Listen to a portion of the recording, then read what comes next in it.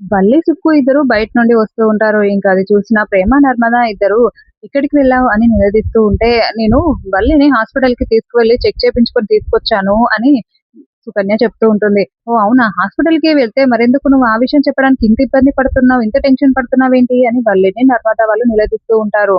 ఇంకా సుకన్య చేతిలో tablets packet cover ఉంటుంది. అది తీసుకొని "ఏంటివి మెడిసిన్సా?" అని ప్రేమ అడుగుతూ ఉంటే, "అవును వల్లి కోసం ఇచ్చారు" అని సుకన్య చెప్తుంది. ఇంకా అవన్నీ ఓపెన్ చేసి చూసిన ప్రేమ, "ఏంటి ఇన్ని టాబ్లెట్స్ ఉన్నాయి" అని అనుకుంటూ ఉంటుంది. అయినా ప్రెగ్నెన్సీ వచ్చిన వాళ్ళకి లిమిటెడ్ గానే టాబ్లెట్స్ ఇస్తారు. దేనికి అవసరమో అవి మాత్రమే ఇస్తారు. ఇన్నిన్ని టాబ్లెట్స్ ఇవ్వరు కదా! రోజు ఒక 10, 20 టాబ్లెట్స్ వేసుకోమని ఇవ్వలేరు కదా! అసలేంటి ఇదంతా అని నిలదీస్తూ ఉం ఉంటారు. ఇంకా "మనం వెళ్లి ఇప్పుడు హాస్పిటల్‌లో మళ్ళీ చెక్ చేపించుకొద్దాం పదా" అని ప్రేమ, నర్మద ఇద్దరు వల్లిని చెరో వైపు చేయి పట్టుకొని లాక్కొని తీసుకువెళ్తూ ఉంటారు.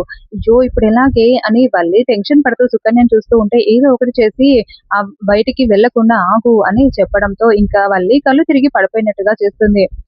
దాంతో వల్లి పడిపోయేసరికి "అక్క, అక్క" అని ప్రేమ, నర్మద ఇద్దరు లేపుతూ ఉంటారు. అప్పుడే రామరాజు అటుగా వెళ్తూ "ఏంటి? ఏం జరిగింది? వల్లికేమైంది?" అని అడుగుతూ ఇంకా "అమ్మ సుకన్య వెళ్లి వాటర్ తీసుకురా" అని చెప్తూ ఉంటాడు. ఇంకా సుకన్య పరిగెత్తుకుంటూ వెళ్లి వాటర్ తీసుకొని వచ్చి మొహం మీద నీళ్లు చల్లడంతో వల్లి లేస్తుంది.